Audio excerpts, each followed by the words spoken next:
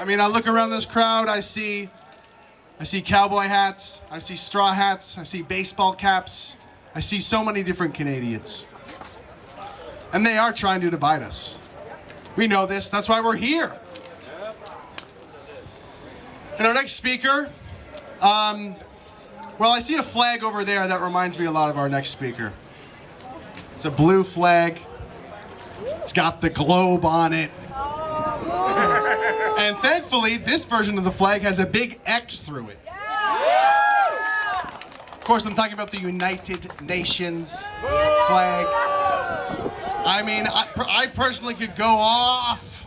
There's so much I would love to say about it. But this next speaker has made it his duty as a Canadian to tell Canadians about this organization and what they are trying to do. Because in this battle, you know, we need to stand up, we need to have our voices heard, but we also need to be patient. We need to educate people as well. But I'm just gonna let him take the microphone from my hand because he'll do it much better.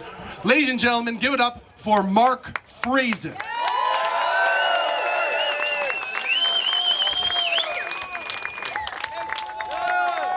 Hello, Patriots! Wow. What a trip. My second one on a mission to save my country. This time, I discovered that moose aren't particularly patriotic. As some of you have seen, we had a little run-in with one. We drove 40 hours from Saskatoon to get here. Straight. Minus 5 hours for a brake job in the Sioux. Thanks to the Sioux Prouse Motors, by the way, for getting us in and accommodating our desperate need. So, they say, if you build it, they will come. And today, they came. You came. I've organized a lot of rallies, been involved in a lot of entities that are fighting a lot of the issues related to the UN, as Greg had mentioned. And bringing people together against the monster that is globalism is a tough, tough job. People don't want to hear the truth. They're too scared of the truth because the truth truly is scary. If you admit and you absorb the information, it's very overwhelming. So I get it. I understand the fight that I'm in, that all these speakers are in, that all you folks are in, busting through the narrative. The narrative that's created by our politicians, by our establishment, by the media, by Hollywood, by TV, by radio, by our education system, by the bureaucracy. Everywhere we turn, we're inundated with what the UN wants us to do.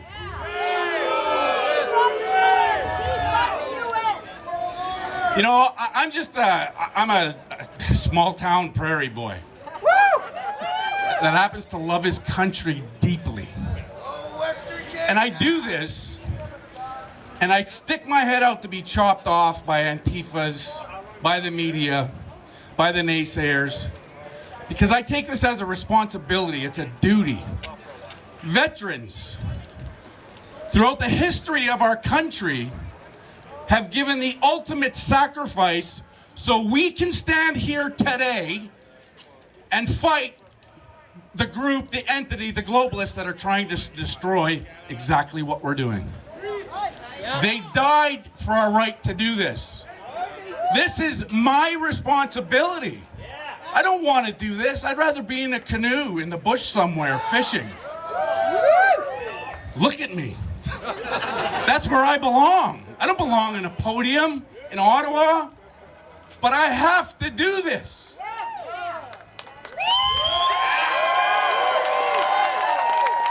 You have to do this. Canadians that share a set of common values across this country from coast to coast have to do this. Because those core values are under direct attack by the UN, by the globalists. Listen, they've been planning, I'm not going to go into this whole thing. If you guys want to learn, if you're not familiar with the UN and the UN Sustainable Development Agenda, these days there's lots of opportunity to learn. Go to my YouTube channel, it's full of it. You can learn. The point of it is, these guys, this entity, this communist, fascist entity, and that's exactly what it is. Don't kid yourself. Don't let anyone tell you anything different. That's exactly what they are. They've been at this since before World War I. This game has been played since before World War I. There was the revolutionary communists. There was the Fabian communists.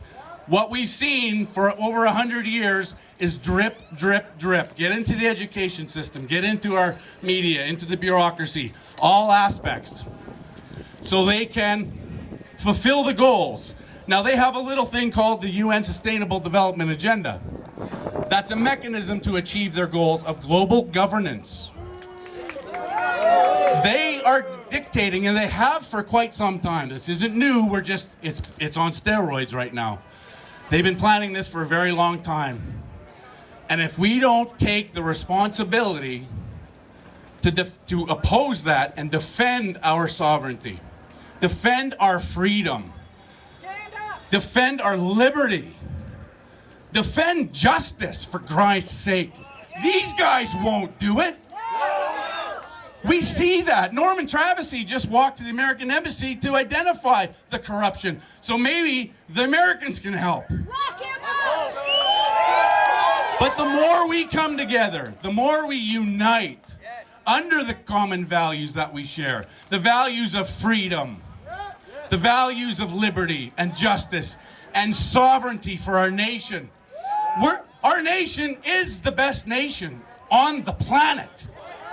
Not because of those people, because of you people. Right, Don Cherry? It's you people. And I love each and every one of you people. Because it's you people that are going to defend our country, take it back, own it, and kick the globalists the hell out.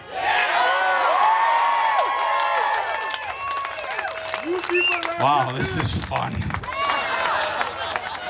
I had an opportunity to do this when I was on the United We Roll convoy that made it to Ottawa. Give a big round of applause for that group. And when I got to Ottawa, I was pretty pumped up because I finally had an opportunity to speak at this place in defense of my country. And it was a decent crowd. It was minus a billion. We were stuck in the snow. They didn't allow us on the cement. But it was an opportunity to reach people. And I'm so grateful that I've been given another opportunity to do that. It's incredibly important that we create our own platforms. The media's not here. Where's the mainstream media? Not to be found. Not to be found. Because they're scared of the truth. They're scared of assisting us in promoting the truth. BBC sucks. There's a media compact under Sustainable Development Agenda that all media companies have signed on to.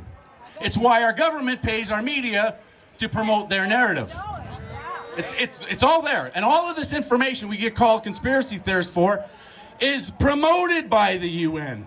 It's all out there for all to see. If somebody calls you a conspiracy theorist based on this information, they're simply lazy. They're simply lazy. That's it. So, as much fun as this is, and I could probably command this mic for a long time talking about this, we have a whole list of fantastic speakers yet to come. Oh, what happened now? Hang on a sec. I had a note here that I needed, and I went and deleted it.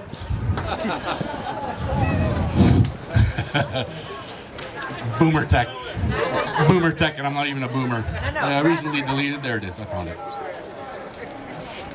No, was I? Okay.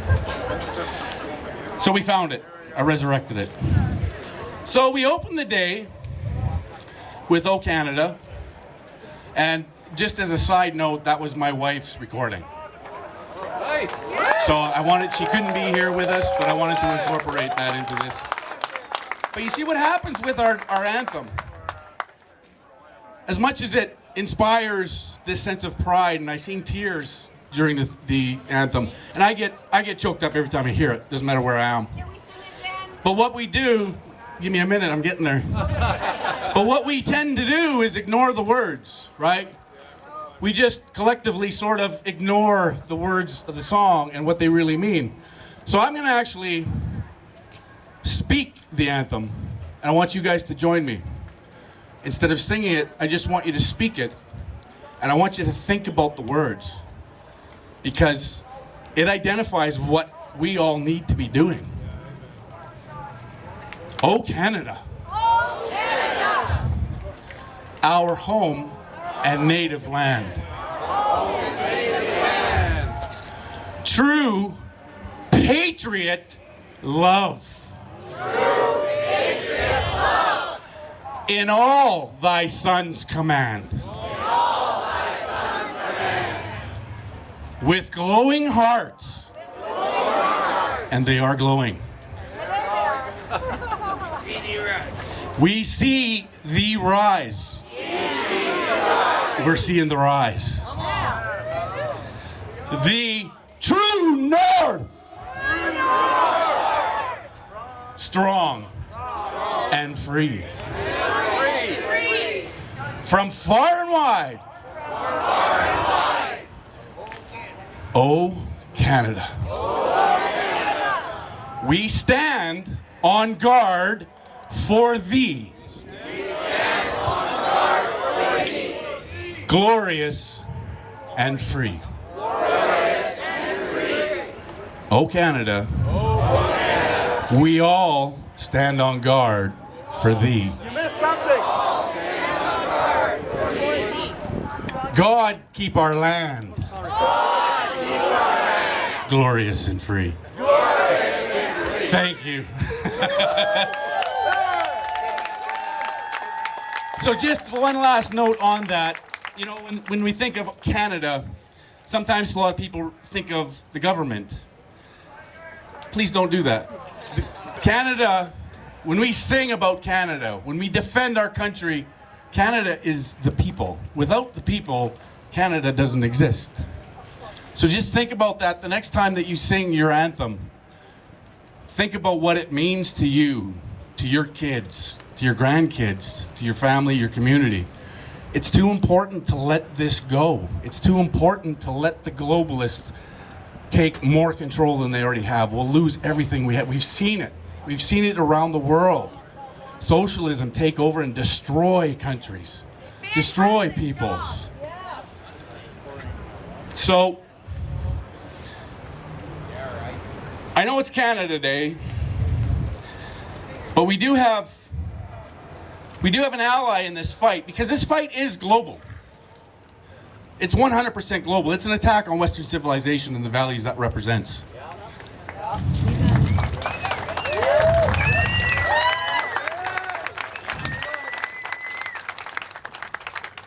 There is a quote by a man who is under attack down south by the name of Donald Trump.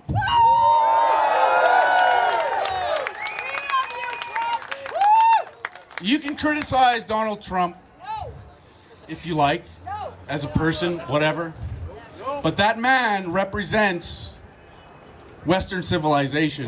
That man represents sovereignty. That man represents the nation state. He's working for his nation state. We need to work for our nation state. Sorry, I'm just trying to find a quote. So Donald Trump says, when leaders always put the interests of their own people and their own country first, the future does not belong to the globalists. It belongs to the patriots.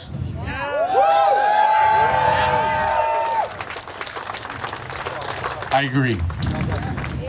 Fear nothing, love everything.